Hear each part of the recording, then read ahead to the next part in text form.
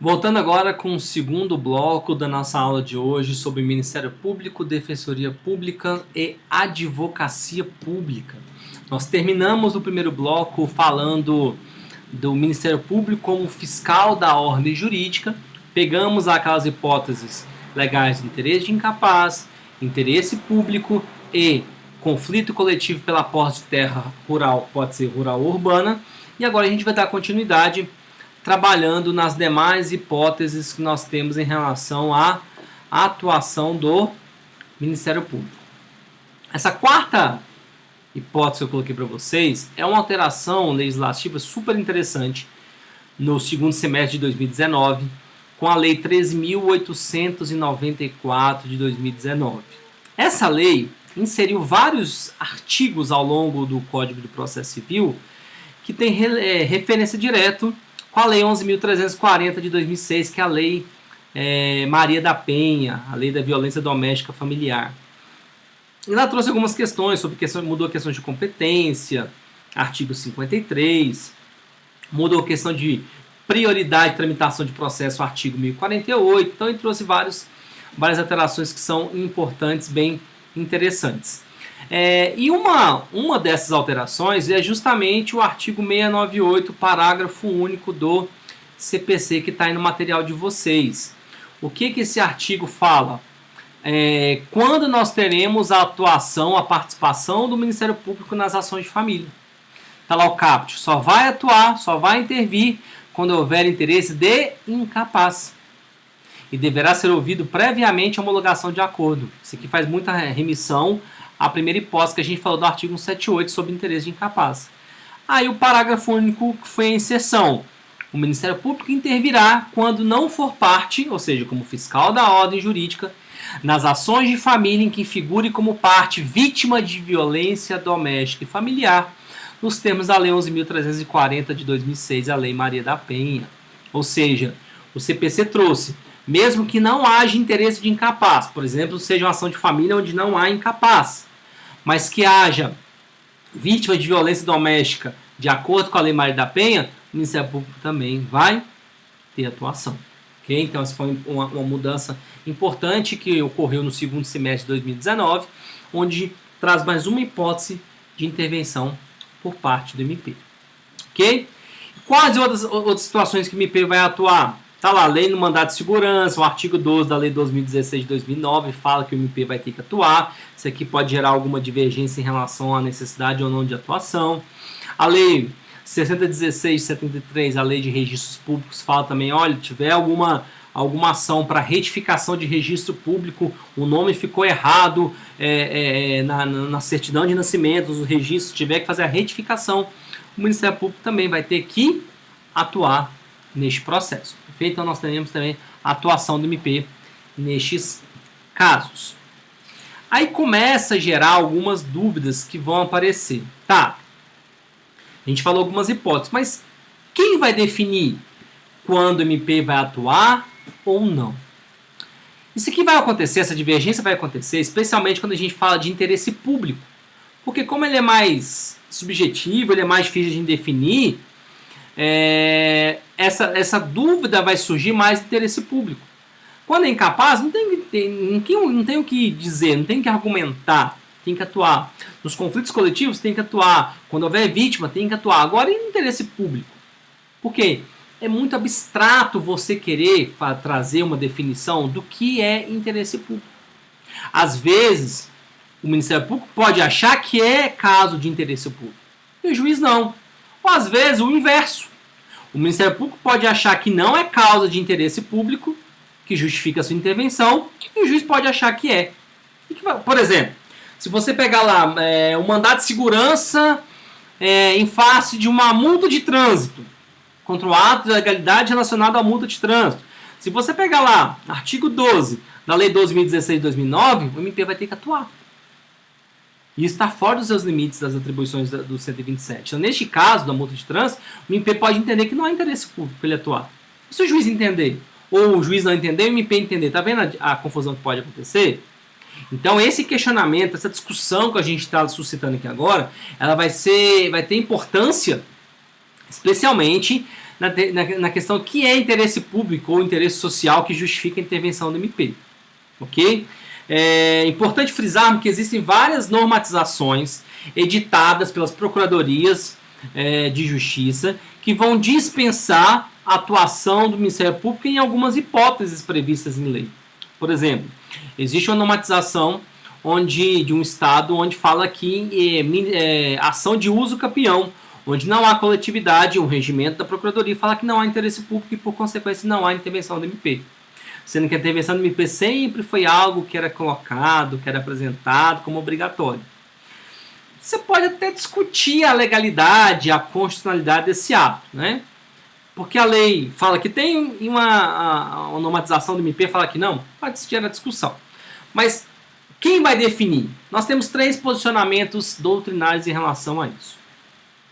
Quem vai decidir é o próprio Ministério Público. O próprio órgão ministerial ele vai dizer isso. Por quê? Com base em quê? Lembra lá no início da nossa aula do bloco 1, princípio da independência do Ministério Público. O Ministério Público tem independência funcional. Como há independência funcional, ele vai definir se tem interesse público ou não. Segunda posição, a corrente bem minoritária vai entender dessa forma. Olha, quem decide é o juiz. É ele que vai decidir. Se o MP tem interesse, mas o juiz entende que não há interesse, o que o MP pode fazer? Ele pode agravar de instrumento o artigo 1015. Perfeito? Agrava. Agora, se o juiz entender que tem interesse, o juiz manda intimar o Ministério Público para apresentar a sua manifestação, para apresentar a sua função opinativa, o MP fala que não tem interesse, devolve o processo. Fala assim, olha, não há interesse que justifica a intervenção do MP. Para quem defende essa corrente que é o juiz, ele vai usar de forma analógica o artigo 28 do CPP. Lembra do artigo 28 do CPP? Quando o promotor de justiça não quer oferecer denúncia, o juiz encaminha para o procurador-geral para ele definir e nomear o outro promotor para fazer isso. Então aqui, utilizar-se-á por analogia essa norma. Ok? O artigo 28 do CPP remete ao procurador-geral para analisar se o caso é de atuação ou não. Agora, uma terceira corrente, que nós temos o Dr. Nelson Nery Júnior, que encabeça quem defende essa corrente, fala, olha, tem que ter o bom senso.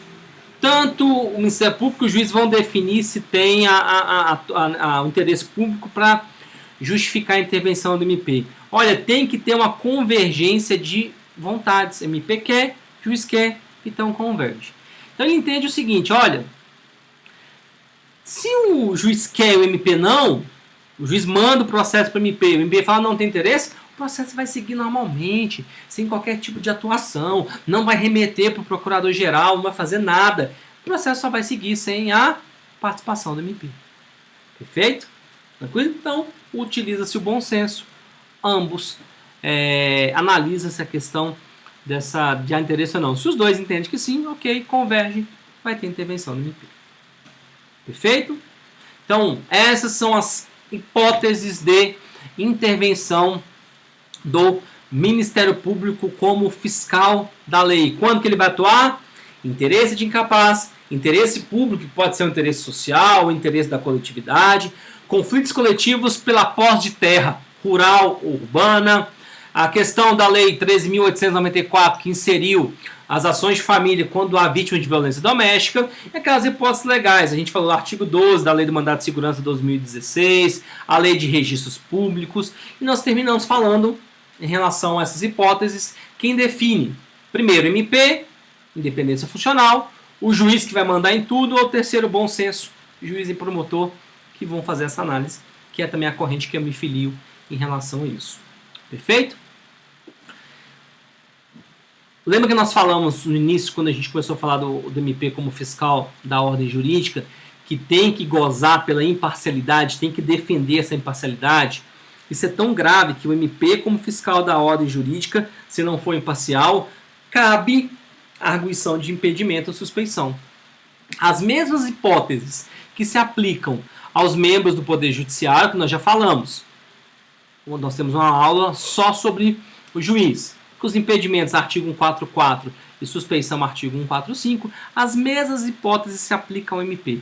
Ok? A única diferença é que, nesse caso, o próprio juiz vai decidir em primeiro grau, não remete ao tribunal para fazer essa análise.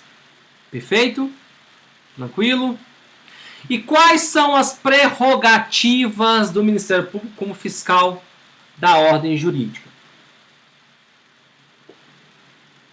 Primeiro, lá, MP como parte, ele tinha 5 prerrogativas. Como fiscal da lei, ou fiscal da ordem jurídica, ou cursos leves, terão 10 prerrogativas. Ok? Primeiro, todas aquelas prerrogativas que nós falamos do MP como parte, ele tem. Então, intimação em vista pessoal, prazos diferenciados, isenção de pagamento de custos, inclusive as custas recursais, preparo, porte e remessa, isenção em regra de honorários advocatícios, salvo comprovação de má-fé, e a intimação pessoal das testemunhas arroladas por ele via Poder Judiciário. Não se aplica aquela regra que a parte que vai ter que intimar, o Poder Judiciário vai ter que intimar. Além daquelas funções, nós temos outras prerrogativas. Primeiro delas, artigo 179, inciso 1. Olha, o Ministério Público vai manifestar, ele vai trazer sua opinião, ele vai apresentar a sua manifestação, o seu parecer, depois das partes. Então, autor fala, réu fala, MP fala. Autor fala, réu fala, MP fala. Sempre o Ministério Público vai falar depois das partes. Perfeito? Segundo prerrogativa, 179, inciso 2. Olha, o Ministério Público também não está lá apenas para opinar. Ele pode também requerer produção de prova. E ele pode fazer requerimentos de medidas processuais que sejam pertinentes. O que está falando isso? Olha, o Ministério Público pode fazer requerimento de prova. Pode. O MP, ele pode, por exemplo, arguir incompetência do juízo. Pode, ele pode arguir incompetência do juízo. Sem problema algum. Então, o Ministério Público ele pode produzir prova, ele pode requerer medidas processuais pertinentes. Perfeito? Então, sétima prerrogativa, dessa forma. Então, mesmo ele sendo um órgão opinativo, ele pode participar, alguns autores gostam de trazer assim, ele pode participar na descoberta da verdade. Como que a gente descobre a verdade? Produção de provas. Então, o MP pode solicitar requerimento de produção de provas. Perfeito? Oitava prerrogativa, a gente até usou como exemplo anterior. O MP pode arguir a incompetência do juízo. Se vocês pegarem artigo 65, parágrafo único, fala, olha, a incompetência relativa pode ser alegada pelo MP nas causas em que ele atuar, nas causas que ele for fiscal da ordem jurídica. Observação importante, é consolidado, jurisprudência do STJ, que o MP pode arguir tanto incompetência relativa quanto incompetência absoluta. Em que pese o 65, parágrafo único, fala só de incompetência relativa, ele pode arguir tanto a relativa quanto a absoluta, entendimento consolidado, pacificado do MP, do STJ, que o MP, atuando como fiscal da ordem jurídica, ele pode inclusive arguir incompetência, independente se é relativa ou absoluta. Perfeito? Próximo, o MP tem direito de recorrer. O Ministério Público possui legitimidade para recorrer. Artigo 996 do CPC traz quem são os legitimados para interpor recurso. Tá lá, partes, Ministério Público e terceiros interessados. Perfeito? E depois dá uma olhadinha na súmula 99, que ele também fala em relação à legitimidade do MP em relação a recorrer. E a última prerrogativa que ele tem é que os processos onde não há intervenção do MP, intimação do MP, pode gerar a nulidade deste processo. Primeira questão importante.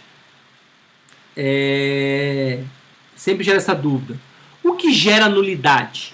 É a ausência de intimação ou a ausência de manifestação? Como assim, Rafael?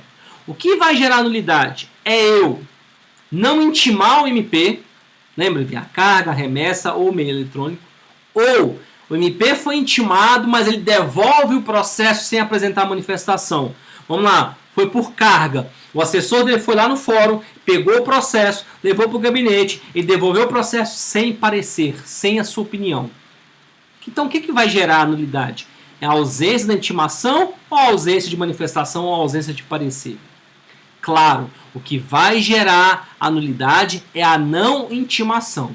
Então, mesmo que o MP foi intimado e não manifestou, isso não gera nulidade. Perfeito? E outra questão importante. Para gerar a nulidade, não é automaticamente. Não tem intimação do MP, gera automaticamente nulidade. De jeito algum. O que vai gerar nulidade é a comprovação, a existência de prejuízo. Se você pegar o artigo 297, parágrafo 2º, ele fala muito claro sobre isso. Olha, a nulidade só vai ser decretada após a intimação do MP, que ele vai manifestar se teve ou não prejuízo. O MP pode manifestar, cara, não fui em que pese não ter sido intimado, não teve prejuízo, então não vai ter nulidade de nada. Ou, realmente, não fui intimado e isso gerou uma nulidade grave. Vamos dar exemplos. Uma ação contra o incapaz. O incapaz é réu. O MP não foi intimado e esse incapaz perdeu. Neste caso, vai gerar prejuízo. O MP não atuou. Vai que o MP, através do seu parecer, pode ter mudado a ideia. Agora, o inverso. Uma ação contra o incapaz. O MP não foi intimado, mas o incapaz ganhou. Ele era réu e a ação foi julgada totalmente improcedente. Pergunto, a ausência de intimação do MP gerou prejuízo? Necessita eu declarar a nulidade do processo? Claro que não. Olha, uma ação popular que foi julgado improcedente, tem interesse público. Só que ela foi julgada improcedente. Interesse foi prejudicado, nesse caso, a nulidade. Agora, a ação popular ajuizada. O MP não manifestou e foi totalmente julgada procedente. Cadê prejuízo? Então não há que se falar em nulidade. Perfeito? A nulidade vai ficar condicionada à comprovação de prejuízo, análise de prejuízo por parte do próprio MP. Ele vai ser intimado. Tem prejuízo? Então vamos declarar nulidade. Não tem? Segue o jogo, normalmente. Perfeito? Então com isso a gente encerra o capítulo definido em relação ao Ministério Público. Dando seguimento, falaremos agora das defensorias públicas. Artigo 85 ao artigo 87 do Código de Processo Civil. Pessoal, de maneira constitucional, tem previsão no artigo 134, existe uma lei complementar 80 de 94, que ele vai organizar a atuação das defensorias públicas. Então, quem vai prestar concurso para a defensoria pública, essa lei complementar tem que ser lei de cabeceira. Ok? Tomem cuidado com essa lei. A defensoria pública, ele tem uma tripla atuação. A lei, à luz do artigo 134, à luz da lei complementar 8094, em seu artigo 4, vai trazer uma tripla atuação. Quais são essas atribuições? Primeiro, defesa dos hipossuficientes econômicos. Defesa do pobre, aquele que não tem condições de constituir advogado. É pobreza na acepção da palavra, a pessoa não tem condições de contratar um advogado, ele recorre à defensoria pública. Ok? Essa primeira caso, vocês vão anotar, ela é chamada uma atividade típica da defensoria pública. Segundo, promoção dos direitos humanos também é considerada uma função típica. Um exemplo claro, se vocês quiserem anotar, depois dar uma olhadinha, há alguns anos atrás, acho que um ano atrás mais ou menos, acho que 2018, 2019, a Defensoria Pública impetrou um habeas corpus coletivo, um HC coletivo. Para quê? Para que presas gestantes provisórias ou presas com filhos até de 2 anos de idade, então, presas com prisão preventiva, que esteja gestante ou com filhos até 2 anos, elas possam fazer uma substituição da prisão preventiva por prisão domiciliar. Então neste caso, a Defensoria Pública está atuando na defesa da mãe. Não, defesa da criança. Tá? O MP pode atuar. função típica também. E a terceira atribuição, defesa dos hipossuficientes organizacionais, culturais ou sociais. Essa aqui é chamada função atípica. Se vocês quiserem colocar o exemplo, o artigo 72 do CPC, que fala da curadoria especial. Dar-se-á curador especial ao réu revel citado por edital por hora certa que não contesta. Ao réu revel preso citado por edital hora certa que não contesta. Ao incapaz que não tem representante ou os conflitos do representante estão em colisão com o incapaz no mês curador especial. A curadoria especial vai ser exercida pela Defensoria Pública. Essa terceira é considerada uma função atípica da Defensoria Pública. Perfeito? E a sua atuação? O artigo 85 do Código de Processo Civil vai trazer sobre isso. Primeiro, ele vai atuar em âmbito individual, na representação judicial dos hipossuficientes. Aqui, a Defensoria Pública vai atuar como advogado das pessoas carentes, das pessoas que não têm condições financeiras de constituir um advogado particular. Então, ele é uma atuação por representação, é um representante judicial dos hipossuficientes. Ok? Alguns autores trazem advogado dos pobres, das pessoas que não têm condições de arcar com os custos de constituir um advogado. Ok? E ele pode atuar também como curador especial. A gente falou do artigo 72. Um réu revel citado por edital ou por hora certa não comparece ao processo, ao invés de decretar revelia, nomeia curador. Ele pode, uma prerrogativa que eu coloquei para vocês aí, o parágrafo único do artigo 341, ele pode oferecer contestação por negativa geral. Em regra, na contestação, a gente contesta ponto por ponto. Aqui não. Contestação por negativa geral. Depois, se vocês quiserem, lá no meu canal tem uma aula só sobre resposta do réu, onde a gente fala de contestação, defesa direta, impugnação especificada dos fatos e a questão da contestação por negativa geral. Perfeito? E no âmbito coletivo? Como é que funciona a atuação da Defensoria Pública? Houve um ADIM, ok, que questionava a atuação da Defensoria Pública, ADIM 3943. Ele questionou o inciso 2 do artigo 5º da Lei da Ação Civil Pública, que fala que um dos legitimados para a procuração civil pública é a Defensoria Pública. Eles entendem que essa atuação coletiva ficaria a cargo só do MP ou aqueles órgãos específicos ou os demais legitimados lá da Lei 7347 da Lei da Ação Civil Pública. Só que o STF não entendeu dessa forma. O que o STF entendeu? Olha, se tiver diante de hipossuficientes potenciais, ou seja, olha, tudo leva a crer que ele é hipossuficiente. As presas gestantes, casos, por exemplo, de refugiados, vítimas de problemas ambientais, o caso de Brumadinho, por exemplo, potencialmente demonstra que eles são hipossuficientes. Então, neste caso, é totalmente possível a gente admitir que a Defensoria Pública vai atuar na defesa dos direitos difusos, coletivos e individuais homogêneos que estão lá na Lei da Ação Civil Pública, das ações coletivas, em razão do quê? De existir justamente essa hipossuficiência potencial. Outro exemplo, aquelas pessoas que são beneficiadas dos financiamentos Minha Casa Minha Vida. Provavelmente essas pessoas são hipossuficientes potenciais. Gravem essa expressão, ok? Quem vai fazer concurso para a Defensoria Pública vai cair, com certeza, algo questionando isso, essa questão da hipossuficiência potencial ou exponencial, como alguns gostam de trazer. Então, o MP também, a Defensoria pode atuar perfeitamente na defesa dos chamados hipossuficientes potenciais. E quais são as prerrogativas processuais? Muitas parecidas com o MP. A gente vai passar mais rapidinho, porque a gente já falou. Olha, primeira prerrogativa, intimação e vista pessoal por carga, remessa e e-mail eletrônico. Carga, o promotor ou o assessor vai até o fórum e busca. Remessa, o fórum vai até o promotor e entrega. E-mail eletrônico, ele recebe a notificação no sistema. Prazo em dobro, inclusive para recurso, ok? E aquela questão que fala importante do parágrafo Terceiro, o convênio com as defensorias públicas também se aplica? Perfeitamente, ok? A mesma regra se aplica para esses convênios. Como assim, professor Rafael?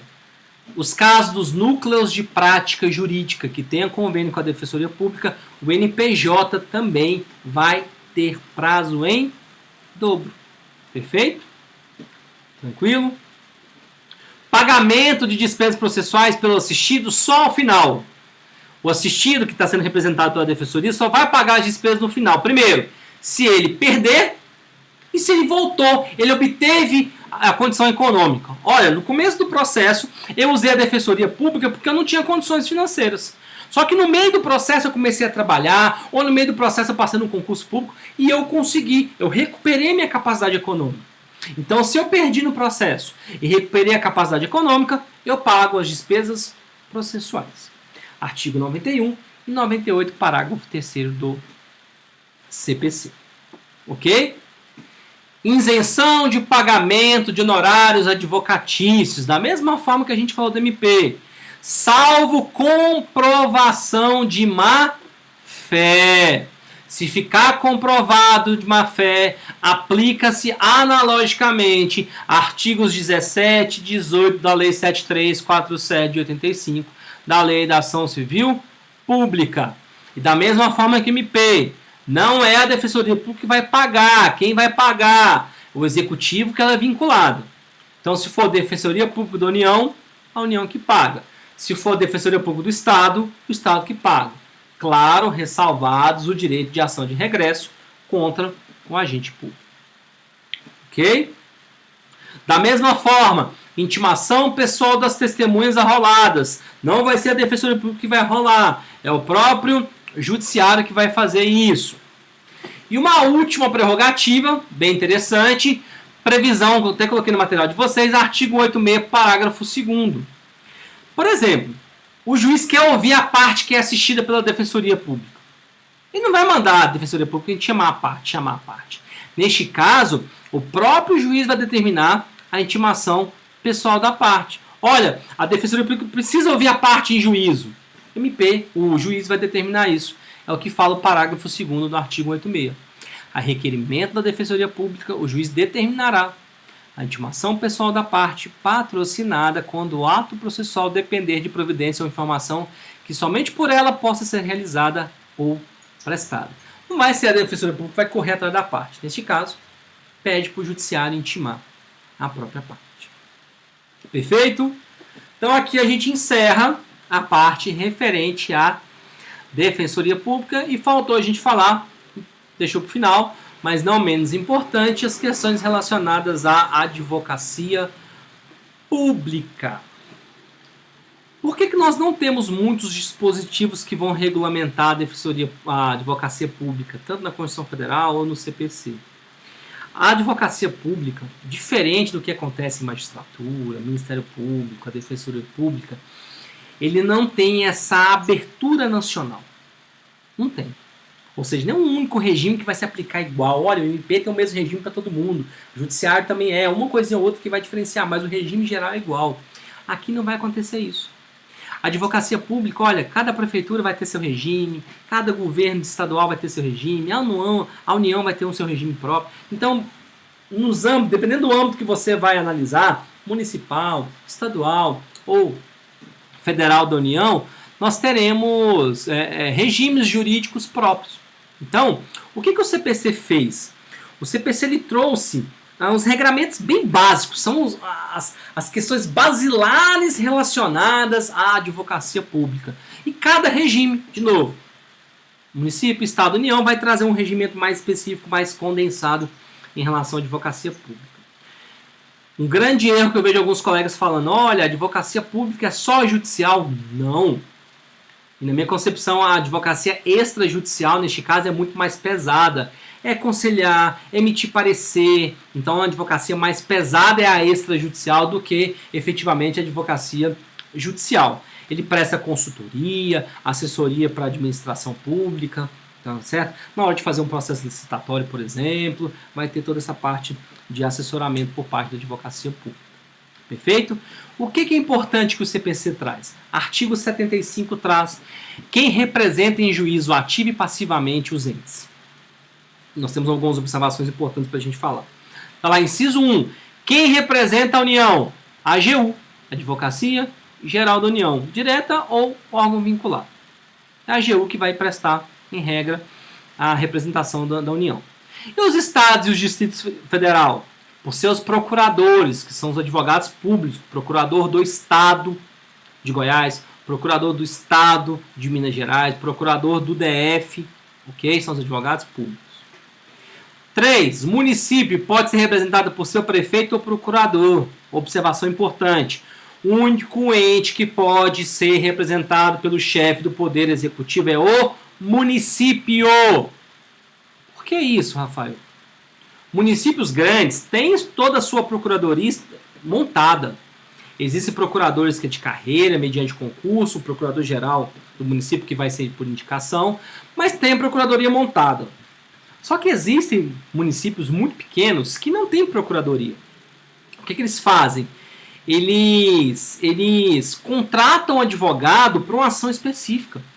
Olha, o município não precisa de advogado, mas se precisar de alguma ação a gente contrata. Neste caso, quem vai representar o juízo? O prefeito, representado pelo advogado. Então vai ser o prefeito que vai representar o município juiz e não o procurador. Agora, se tem procuradoria montada, a procuradoria vai representar o município de forma ativa ou passiva. Perfeito? E as autarquias e fundações, direito público, porque a lei ou o ente designar.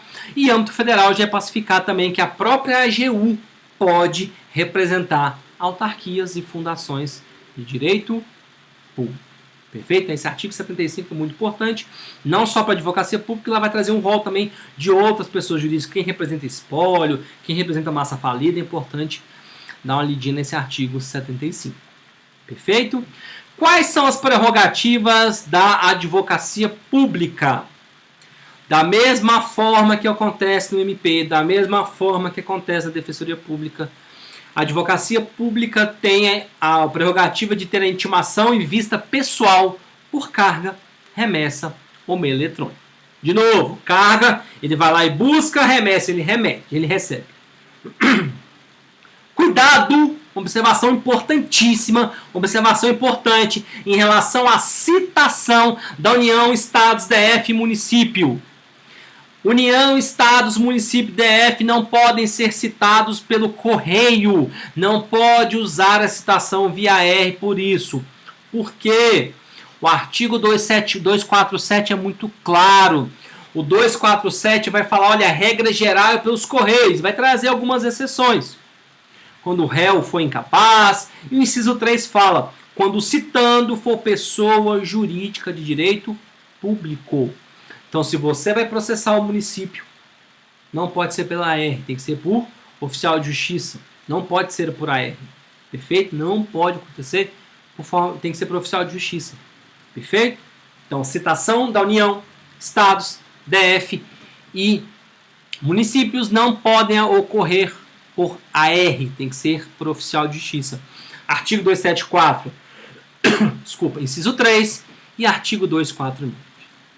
E eu quero que vocês façam observação no material de vocês.